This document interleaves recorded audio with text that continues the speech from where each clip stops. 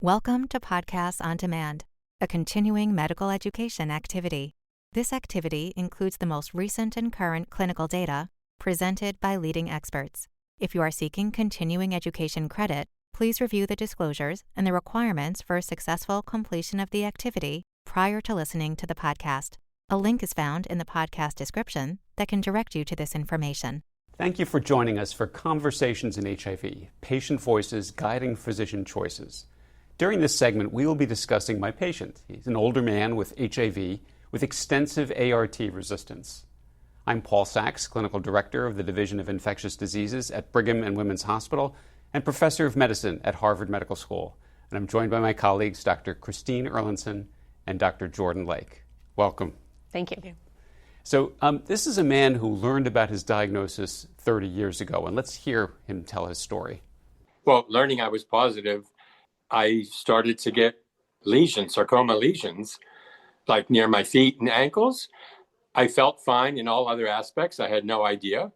I tested positive in 94, and more than positive, I believe my T cells were about 200-ish. So was I surprised? Yes, I was a little bit surprised for several reasons. That one, I didn't feel sick, and two, I really was pretty regimented about safe sex. But, somewhere along the line, I slipped. Did you have any hesitancy about starting treatment, or were you always very enthusiastic about it? I did it enthusiastically, thinking, let's do whatever we can to help. Like I probably had 3 or 4 medications. Mm-hmm. But what seemed to be the case was they would work for 2 or 3 years maybe, and then start to fail, or you maybe develop resistance to them. So let me tell you about this case, because it was one that was really both very upsetting and ultimately very rewarding for a variety of reasons. So this is a 60-year-old man, and he was admitted with terrible diarrhea, weight loss, and skin lesions. And I had known him for years because I was seeing him regularly for what I thought was stable HIV. So I had last seen him 4 years before this admission to the hospital. At the time, he was working full-time, selling furniture. He had virologic suppression on a complex regimen that basically was common for people with a lot of resistance. He was on raltegravir twice a day, darunavir twice a day, and tenofovir FTC, and really was taking his medicines without side effects and pretty faithfully, refilling them on time. And, my note goes, overall stable from the HIV perspective, despite a history of multi-drug resistance. Maybe I'll switch the dolutegravir to dolutegravir from raltegravir. And the other thing about him is that he had a lot of background, problems. As you heard, he had Kaposi sarcoma. He also had metastatic anal cancer, that both of those were in remission. And his CD4 data was pretty low. So let's hear what happened next. And this leads us to a kind of tricky part of the discussion because the pandemic hit, and then you and I lost touch for a while.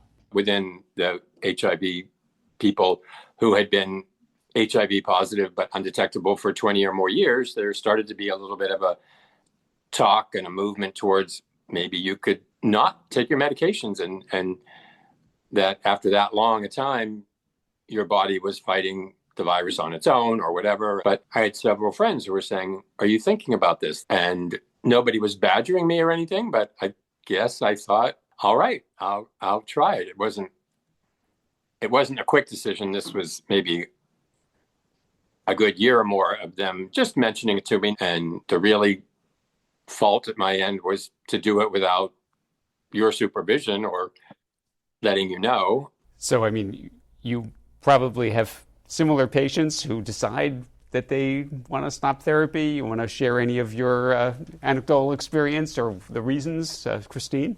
Yeah, I was thinking of a patient I have that was very similar circumstance, but she's from a country in Africa, mm-hmm. and there's this sense of when you go back, the healers there can get your HIV to go away with the holy water. Mm-hmm. And so every time she goes back to visit family, she comes back off of her antiretroviral therapy, thinking that the holy water cured it, until unfortunately her viral load rapidly rebounds again. And so it's so hard to I mean, you want to support the patient in their decisions, but then you also want to avoid consequences like what we see with your patient. Yeah.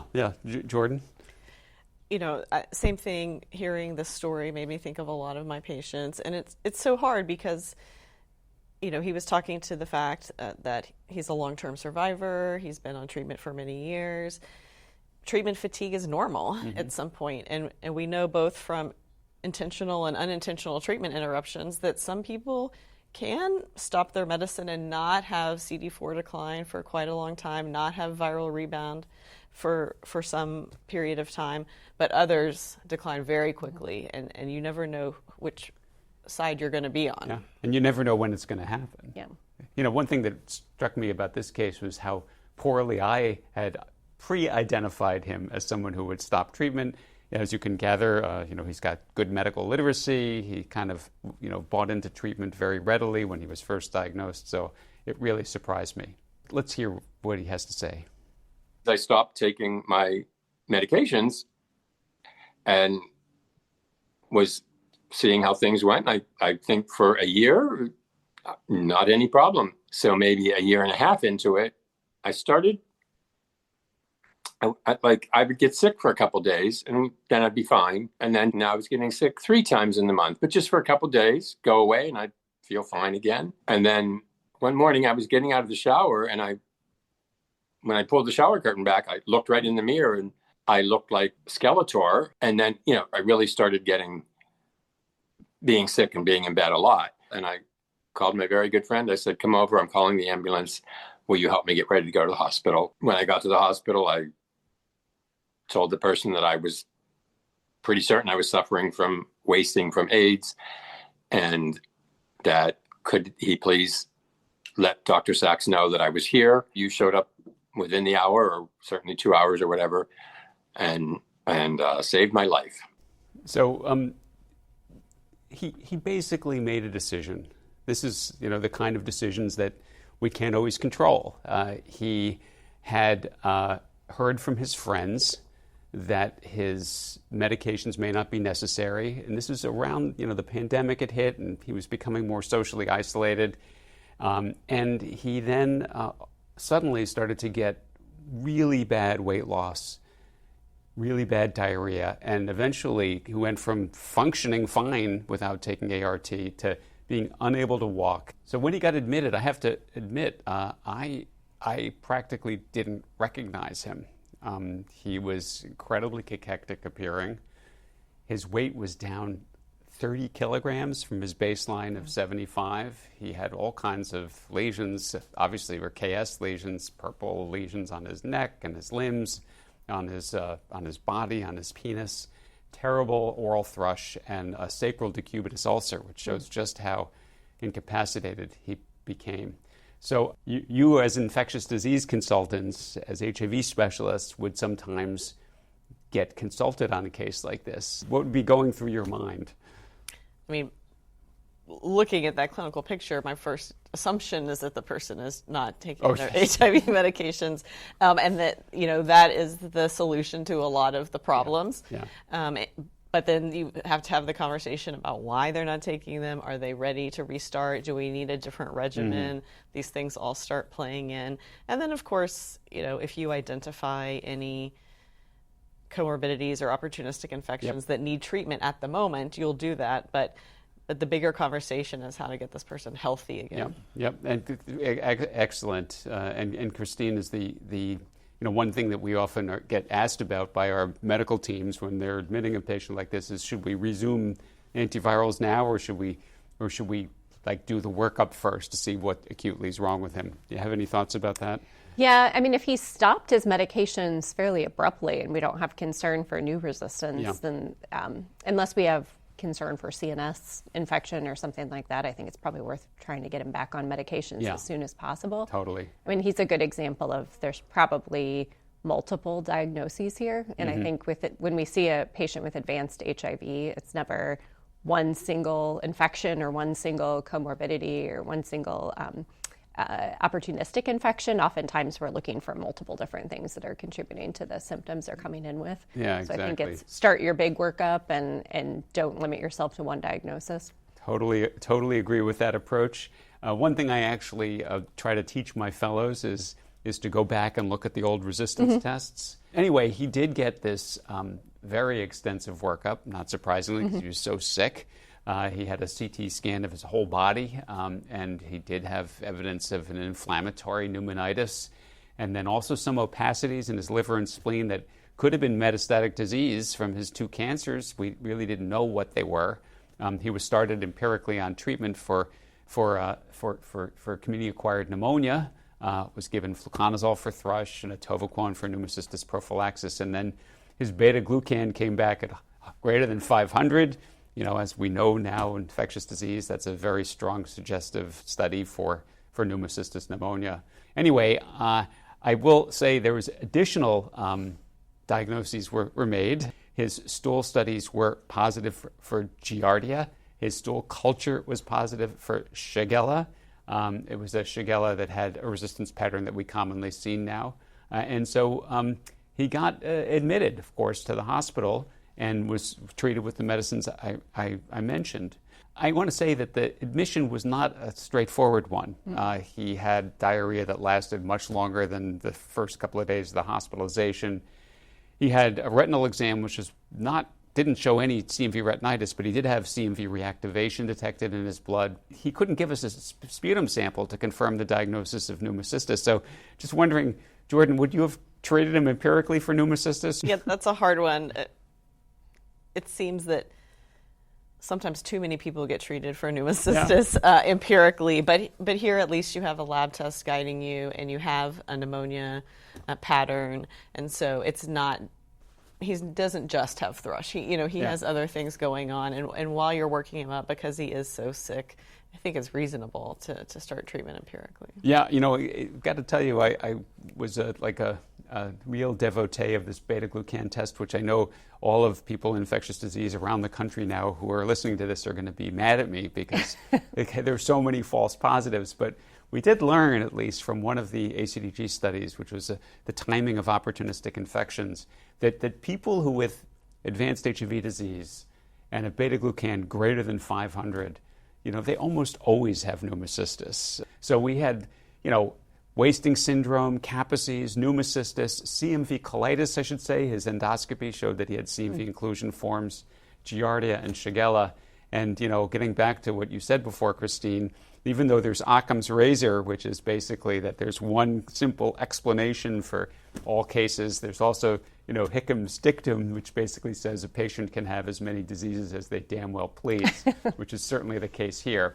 So now he's not been on ART for 4 years, right? This hospitalization, his CD4 cell count came back at 50, which is the lowest it had ever been. His viral load is 100,000. We went back and found his 2006 resistance report, and you could see, he has 3-class resistance with multiple mutations in the nucleosides, non-nucleosides, and PIs.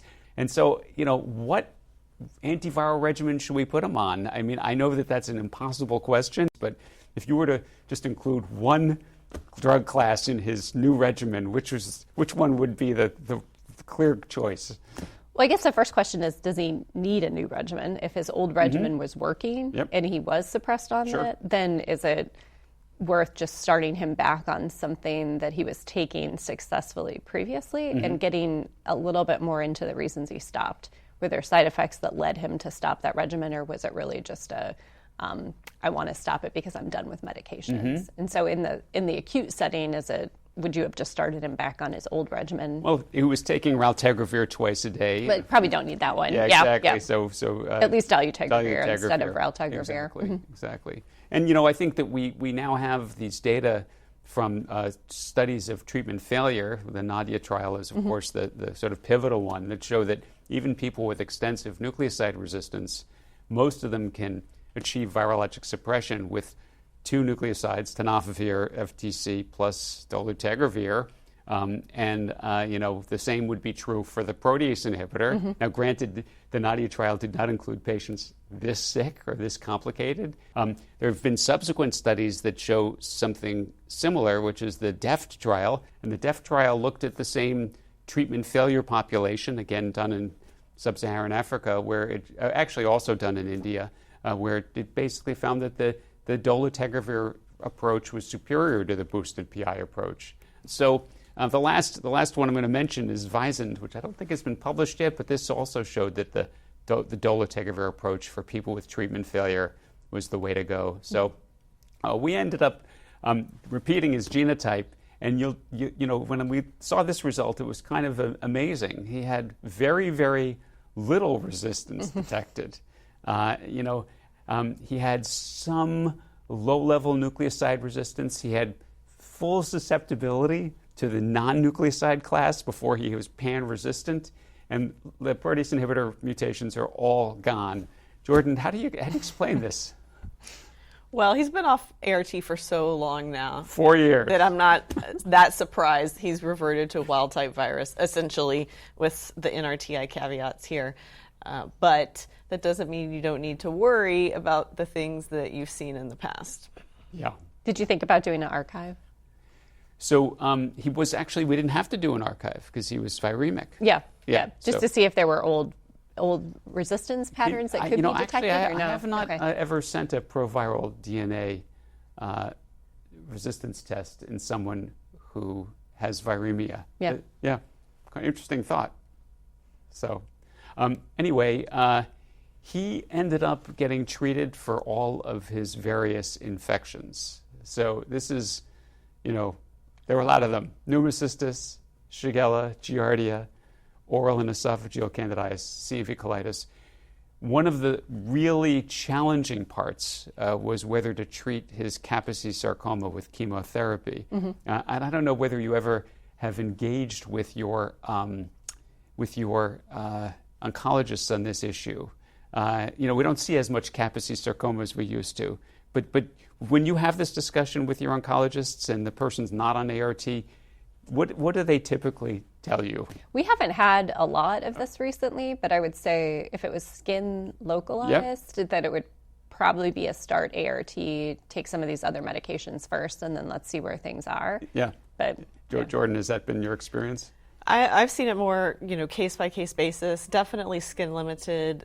They will often, hold chemotherapy. But even sometimes I've seen people that I found to be continued on chemo way longer than I thought that they would have once they immune reconstituted, or similarly, certain oncologists feeling safe delaying chemotherapy when there was a hint of visceral KS. And maybe I felt uncomfortable with delaying chemotherapy, but that's why we have our colleagues to rely on. One thing that's really difficult is when you get an iris-like response when you resume ART, where the lesions get more inflamed and you don't know whether they're going to progress from that point. And then there's also this rare patients who, despite immune reconstitution with ART, they still have progression of KS. That is very uncommon, but it does happen, and those are really, really challenging cases, and they do require chemotherapy. So he went on a regimen of bictegravir FTC-TAF plus doravirine initially, and because he had no more NNRTI resistance, we thought, and plus if we looked back at the mutations he had historically, he would have had full susceptibility to doravirine. Doravirine selects for somewhat different mutations than the older NNRTIs. So with K103N, doravirine's fully active, and actually that's true with Y181C as well. So he went on doravirine plus bictegravir FTC-TAF. Virologic suppression was eventually achieved. He had a very long hospitalization. He was in the hospital for nearly 2 months.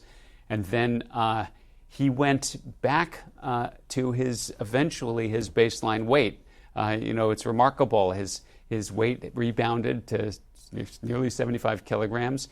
We have stopped the doravirine, and he still has maintained virologic suppression, and his skin lesions have practically vanished away. So any other questions? I think it's fantastic he's on a one pill once a day option after all of that resistance, and that's probably something he's more likely to stick with over time. Sure. Yeah. Same. We're back in the success field. Yeah. Area. No, I think cases like this are kind of a reminder of how miraculous our treatment is. Both the fact that he was diagnosed with with AIDS and KS in 1994 and was still doing well, all these years later, and then to stop treatment and go through such a difficult phase and then to be able to resume therapy.